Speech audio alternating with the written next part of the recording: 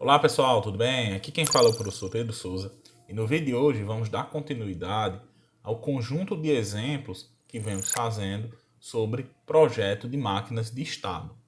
A partir de agora vamos estudar outra aplicação para circuitos sequenciais, ou seja, para máquinas de estado, que são circuitos controladores. Um circuito controlador é um circuito que vai acionar um certo dispositivo segundo alguma regra, segundo algum algoritmo. E a gente consegue demonstrar que as máquinas de estado elas conseguem emular esse comportamento algoritmo que deve ser presente num controlador. Então, como um primeiro exemplo de aplicação de máquinas de estado utilizados como controlador, vamos projetar um sistema temporizador que mantém ligado um laser durante exatamente 30 nanosegundos depois de pressionar no botão B. Vamos supor que o sistema utiliza um clock que tem período de 10 nanosegundos. Então eu tenho um sistema que está representado aqui na figura. Eu tenho um botão cuja saída é B e um sinal de clock. Esse botão e o sinal de clock entram na máquina de estados e essa máquina de estados gera uma saída X e essa saída X vai ser ligada a um laser. Quando o doutor pressiona o botão B, o laser deverá ficar acionado durante exatamente 30 nanosegundos. Nesse caso, o período de clock do meu sistema é de 10 nanosegundos. Então, em resumo, como o laser deve permanecer ligado por 30 nanosegundos e o período de clock é 10 nanosegundos, isso é a mesma coisa de dizer que o meu laser deve permanecer aceso por 3 ciclos de clock. Então, esse sistema vai funcionar dessa forma. Quando o médico pressionar o botão, o laser vai ficar ativo durante 3 ciclos de clock. Só que há um detalhe. Vamos assumir que o botão B não está sincronizado com o relógio. Isso quer dizer o quê? Que quando o botão B for pressionado, muito provavelmente ele vai permanecer em nível lógico alto por mais de um ciclo de clock. Esta suposição deve ser considerada e a implicação dela a gente vai ver quando estiver projetando o nosso diagrama de transição de estados. Então vamos realizar o projeto deste circuito sequencial. O passo 1 é escolher a arquitetura de projeto. Neste caso, podemos escolher a arquitetura de Moore ou a arquitetura de Mealy. Neste exemplo, vamos escolher a arquitetura de Moore. Vamos agora para o nosso passo 2. O passo 2 refere-se ao diagrama de transição de estados. Novamente, como os exemplos anteriores, nós não temos o diagrama de transição de estados. Nós temos que obter a partir da especificação textual. Então, vamos iniciar nosso exemplo com um estado A. Esse estado A, ele vai esperar que o médico pressione o botão B. Como o botão ainda não foi pressionado no estado A, a saída para esse estado A deve ser igual a zero, pois nesse caso o laser deve estar desligado. Esse estado A, como eu disse, ele vai esperar o botão ser pressionado. Então, enquanto o botão não for pressionado, eu devo permanecer no estado A até que o botão seja pressionado. Ou seja, enquanto o botão não for pressionado, eu permaneço no estado A. O botão não pressionado quer dizer a minha entrada no meu circuito sequencial ser igual a zero. Então, eu coloco uma transição saindo de A para A com a condição de entrada igual a zero. Se o botão for pressionado, aí eu vou ter que acender o meu laser durante 3 ciclos de clock. Sempre lembrando, essa constatação de 3 ciclos de clock, ela foi obtida já que o laser deve permanecer ligado durante 30 nanosegundos e o período de clock é de 10 nanosegundos. Então, 30 nanosegundos corresponde a, nesse caso, 3 ciclos de clock. Então, quando eu pressionar o botão, eu vou ter que acender o meu laser durante 3 ciclos de clock. Como é que eu faço isso? Quando eu pressionar meu botão, eu vou para um novo estado, B, cuja saída é 1. Então, estando no estado A, quando o botão for pressionado, eu vou para o estado B, cuja saída é 1. No estado B, eu acendo o meu laser. Só que eu acendo o meu laser por apenas um período de clock, apenas um ciclo de clock. Eu devo acender por 3 ciclos de clock. O que eu posso fazer nesse caso? Eu posso criar outros dois estados, que é o estado C e o estado D, com saída 1, ou seja, eu estou acendendo o laser, que depois do estado B, eu vou para o estado C e depois do estado C eu vou para o estado D. Ou seja, como é que está por hora o meu diagrama de transição de estados? No estado A eu fico esperando meu botão ser pressionado, por isso que minha saída é igual a zero. Enquanto o botão não está pressionado, eu permaneço no estado A. Quando o botão for pressionado, eu vou para o estado B, acendo o laser por um ciclo de clock. Depois eu vou para o estado C, acendo o laser por mais um ciclo de clock. E depois eu vou para o estado D, acendendo o laser por mais um ciclo de clock. Isso quer dizer o quê? Que depois que eu pressionar o botão, eu acendo o meu laser por 3 ciclos de clock. B, C e D. Sempre lembrando que cada estado aqui permanece por um ciclo de clock. Veja que do estado B para o estado C e do estado C para o estado D não tem nenhuma condição de entrada associada a essas transições. Isso quer dizer o quê? Que do estado B sempre eu vou para o estado C e do estado C sempre eu vou para o estado D. Isso quer dizer o quê? Que basta eu pressionar o botão uma vez, ele vai acender o laser por 3 ciclos de clock. Então, muito bem, nós estamos aqui no estado D. Depois do estado D, eu já acendi meu laser por 3 ciclos de clock. Então, o que eu devo fazer? Eu devo desligar o meu laser. Aí você pode estar perguntando, professor, então é só colocar uma transição do estado D para o estado A. Isso é verdade? Em parte. De fato, essa ideia não está 100% equivocada. Mas existe uma informação que é dada no exemplo que ela é extremamente importante para a elaboração desse diagrama de transição de estados. Qual é esta informação? A informação, no caso, é que B não é sincronizado com o relógio, ou seja, ele pode permanecer nível lógico alto por mais de um ciclo de clock. Qual seria o problema, por exemplo, de colocar essa transição de D para A? O problema seria o seguinte, vamos supor uma situação em que o médico ele aperta o botão e fica com o botão pressionado durante vários ciclos de clock.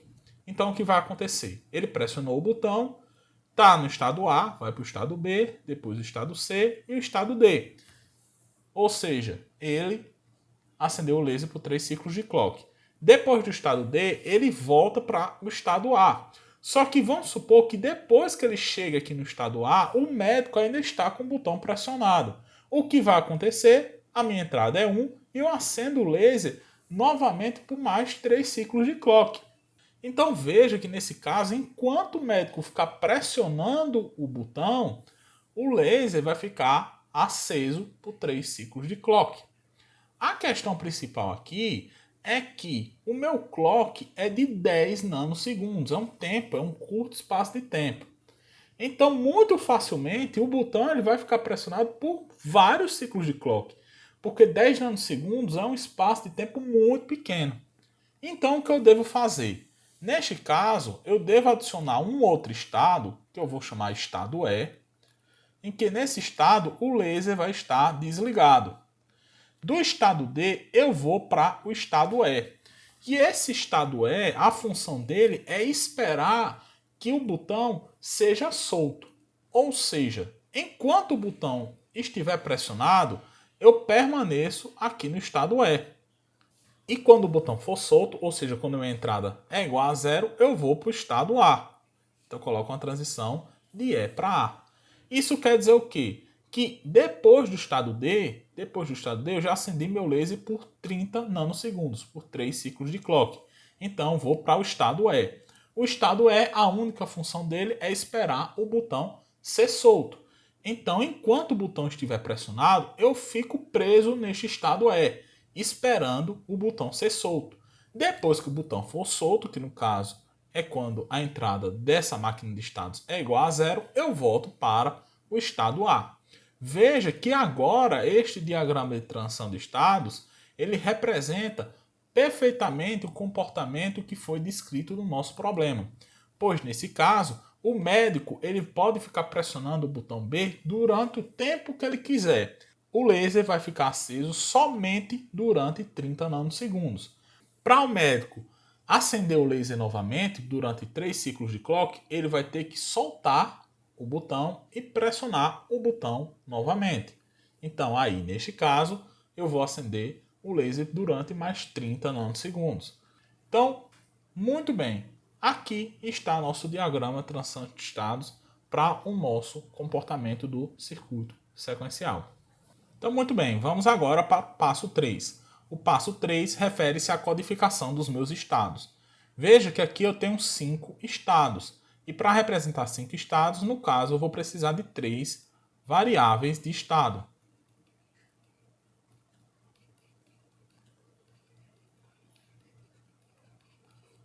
Essas variáveis de estado eu vou denominar de E2, E1 e E0. Então, vou colocar aqui E2, E1 e E0 e qual é o estado associado para aquela condição. Muito bem, então eu tenho para essas variáveis de estado E2, E1 e E0 8 condições possíveis. A condição 000 eu vou associar, por exemplo, ao estado A. 001 eu vou associar ao estado B. 010 eu vou associar ao estado C. 011 vou associar ao estado D. E 100 eu vou associar ao estado E. Veja que eu já associei todos os meus estados. Mesmo assim, existem condições para E2, E1 e E0 que eu não vou mapear em nenhum estado. Então, essas condições não estão mapeadas em nenhum estado do meu diagrama de transição de estados. Muito bem, realizada a codificação, vamos para o passo 4, que é escolher o flip-flop a ser utilizado. Neste caso, vamos escolher o flip-flop tipo D. Já que, como vimos nas aulas passadas, embora o flip-flop tipo D resulte em uma lógica maior, uma lógica mais complexa, ele é mais simples de ser utilizado que o flip-flop JK. Muito bem, vamos agora para o passo 5. O passo 5 é obter a tabela de transição de estados. Nessa tabela, eu vou relacionar estado atual, entrada, estado próximo,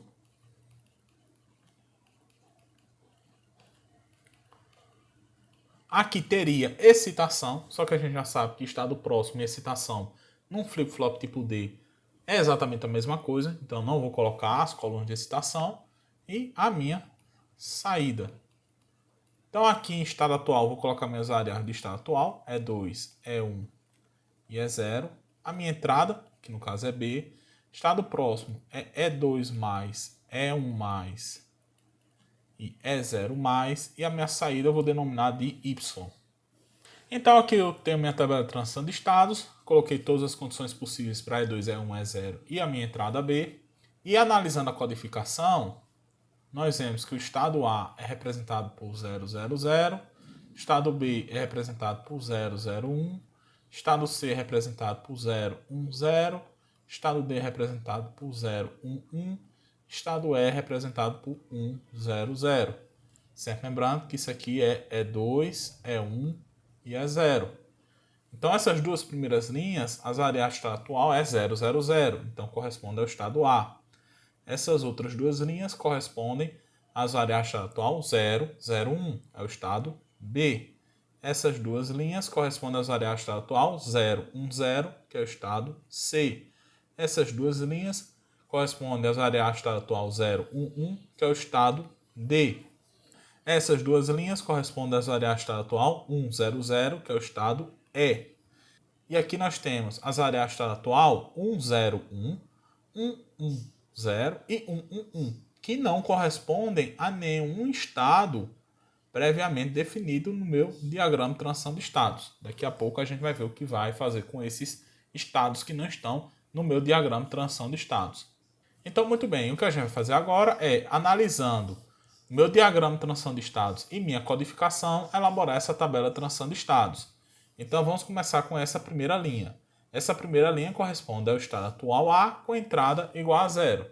Analisando meu diagrama, estado atual A com entrada igual a 0, meu próximo estado é A. Então, eu coloco aqui A codificado de forma binária, que é 0, 0, 0. Aqui corresponde ao estado atual A com entrada 1. Estado atual A com entrada 1, meu próximo estado é B. Então aqui eu vou colocar B codificado de forma binária, que é 0, 0, 1. Aqui corresponde ao estado atual B com entrada 0. Meu próximo estado, B com entrada 0. Na verdade, tanto faz com entrada 0 como entrada 1. Meu próximo estado é C. Então aqui eu vou colocar C codificado de forma binária, que é 0, 1, 0. E aqui é B, estado atual B com entrada 1. A gente já viu que o próximo estado é C. Então coloca 0, 1, 0 também. C codificado de forma binária. Aqui é estado atual C com entrada igual a 0. Estado atual C com entrada igual a 0. Tanto faz, na verdade, a entrada. Tanto faz ser 0 como 1. O próximo estado é D. Então aqui eu vou colocar D codificado de forma binária. 0, 1, 1. E aqui é estado atual C com entrada igual a 1. Meu próximo estado é D. Então coloco D codificado de forma binária. 0, 1, 1. Aqui é estado atual D com entrada igual a 0. Estado atual D, o próximo estado, independentemente da entrada, é igual a E. Então eu coloco aqui E codificado de forma binária, que é 1, 0, 0. E aqui é estado atual D com entrada igual a 1. Meu próximo estado também é E. Então eu coloco E codificado de forma binária. Aqui nós temos estado atual E com entrada igual a 0. Estado atual E com entrada igual a 0, meu próximo estado é A. Então aqui eu vou colocar A codificado de forma binária. 0, 0, 0. E aqui nós temos estado atual E com entrada igual a 1.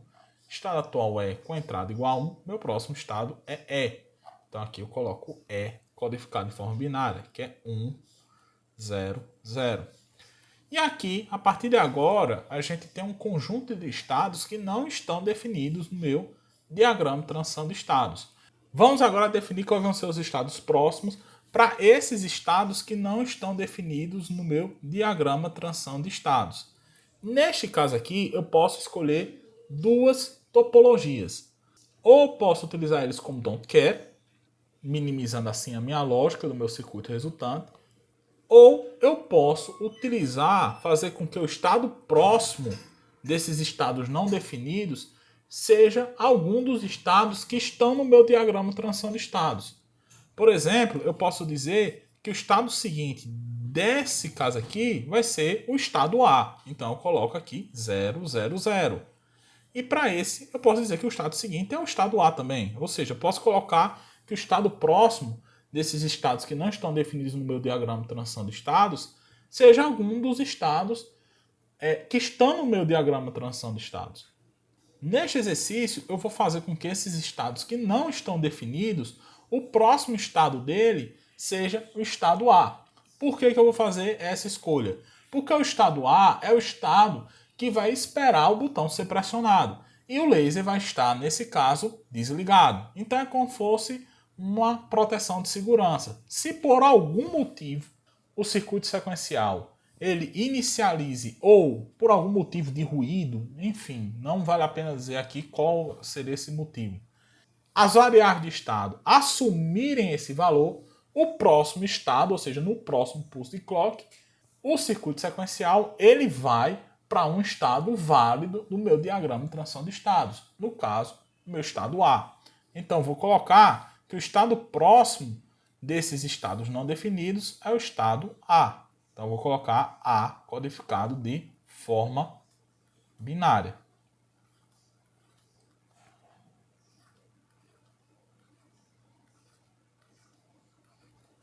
Muito bem, mas eu poderia utilizar eles como don't care também. Isso aí é a sua escolha. Vamos agora obter a coluna de saída. Essas duas primeiras linhas referem-se ao estado A. Analisando meu diagrama, a saída do estado A é igual a 0. Então aqui eu coloco 0 nas duas linhas. Essas duas linhas referem-se ao estado B. Analisando o diagrama, a saída do estado B é igual a 1. Então eu coloco aqui 1. Essas duas linhas referem-se ao estado C. Analisando o diagrama, a saída do estado C é igual a 1. Então aqui eu coloco 1. Essas duas linhas referem-se ao estado D. Analisando o diagrama, a saída do estado D é igual a 1. Então aqui eu coloco saída 1. E essas duas linhas referem-se ao estado E. Analisando o diagrama, a saída do estado E é igual a 0. Então aqui eu coloco 0. Nessas 6 linhas restantes, referem-se a variáveis de estado que não estão definidas no meu diagrama de transição de estados. O que eu vou fazer neste caso? vou atribuir arbitrariamente alguma saída, ou seja, 0 ou 1, ou eu posso utilizar isso como don't care. No caso, eu vou fazer com que essas saídas sejam iguais a 0, pois nesse caso o laser vai estar desligado. Então, o que foi que eu fiz com essas 6 linhas que correspondem a variáveis de estado que não estão definidas no meu diagrama de transição de estados? O próximo estado dela vai ser o estado A e a saída delas vão ser iguais a 0, ok? Mas eu poderia utilizar elas como don't care também, sem nenhum problema. Então aqui nós temos nossa tabela de transição de estados. Vamos agora para o passo 6, que é obter as expressões lógicas para excitação e para saída. Então, muito bem, vamos agora ao passo 6, que é obter as expressões de excitação e de saída. Sempre lembrando que, como a gente está utilizando um flip-flop tipo D, a entrada D2 é igual a E2+, a entrada D1 é igual a E1+, e a entrada D0 é igual a E0+, só porque a gente está usando o flip-flop tipo D. Então, vamos obter a expressão para E2+, que é a mesma de D2. Então, veja que aqui eu tenho um agrupamento de dois elementos, resultando na expressão E2 negado E1 e E0, ou esse 1 isolado aqui, cuja expressão é E2, E1 negado, E0 negado, B. Para D1, que é a mesma coisa de E1+, nós temos esse primeiro agrupamento aqui, cuja expressão vai ser E2 negado, E1 negado, E0. Ou esse agrupamento aqui, cuja expressão é E2 negado, E1, E0 negado. Para D0, que é a mesma coisa de E0+, nós temos esse primeiro agrupamento aqui, cuja expressão é E2 negado, E0 negado, B. Ou esse agrupamento aqui, cuja expressão é E2 negado, E1, E0 negado. E por fim, para y, nós temos essa quadra aqui, cuja expressão é E2 negado, E0. Ou essa expressão aqui, cuja expressão é E2 negado, E1. Então veja que aqui a gente tem as expressões de excitação dos flip-flops e da minha saída. Vamos agora para o passo 7, que é desenhar o diagrama de circuito. Muito bem, vamos agora para o passo 7, que é o diagrama de circuito lógico. Então, eu vou desenhar meus flip-flops, que no caso aqui são 3 flip-flops. Um flip-flop para armazenar cada variável de estado.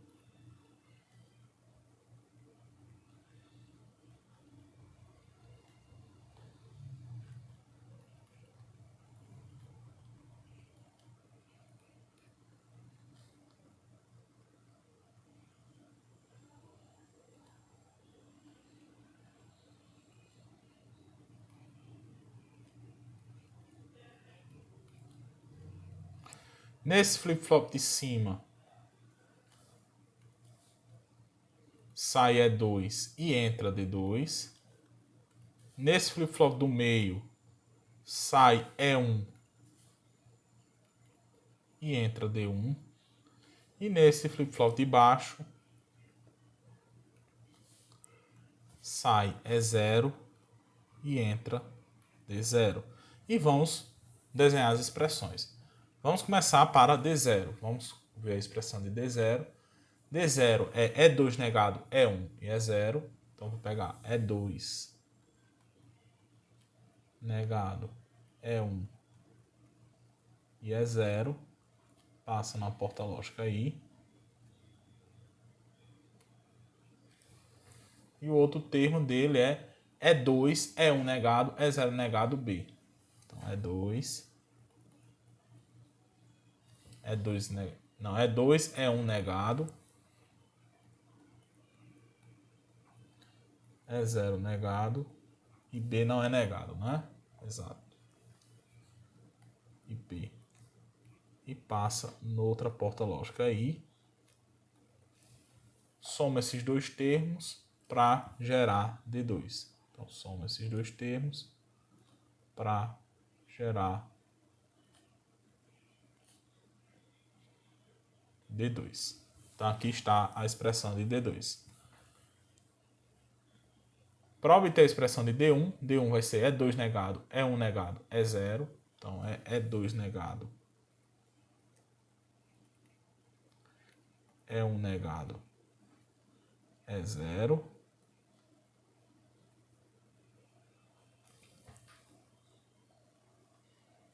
E E2 negado, E1 é 0 negado. E2 negado,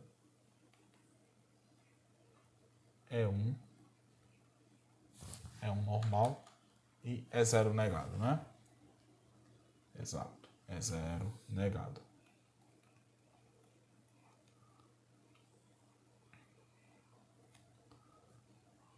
Soma esses dois termos para gerar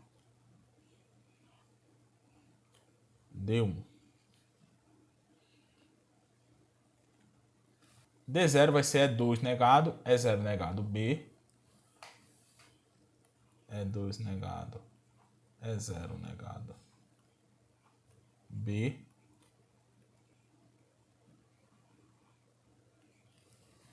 Ou E2 negado, E1, E0 negado. E2 negado, E1, E0 negado, né? E1, E0 negado.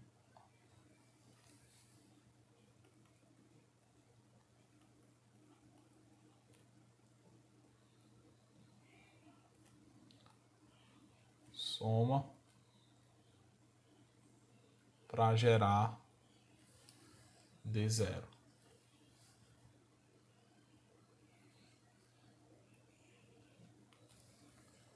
E por fim, y vai ser E2 negado, é 0. Y vai ser E2 negado, é 0.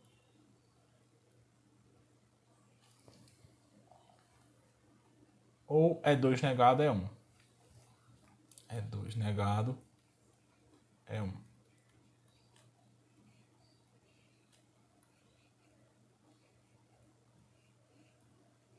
Esse aqui é y. Então aqui nós temos nosso diagrama de circuito. Vejo que está um pouco grande. Sempre lembrando que onde tem E2 é daqui que eu puxo. Onde tem E1 é daqui que eu puxo. E onde tem E0 é daqui que eu puxo. E B é a minha entrada do meu circuito. Ok, pessoal? Entendido aí nosso exemplo? Uma aplicação bem interessante aí para máquinas de estado. Então, pessoal, por hoje nós ficamos por aqui. No próximo vídeo nós vamos continuar fazendo outro exemplo de máquina de estados utilizando para controladores. Então, conto com todos, espero que fiquem bem e até a próxima.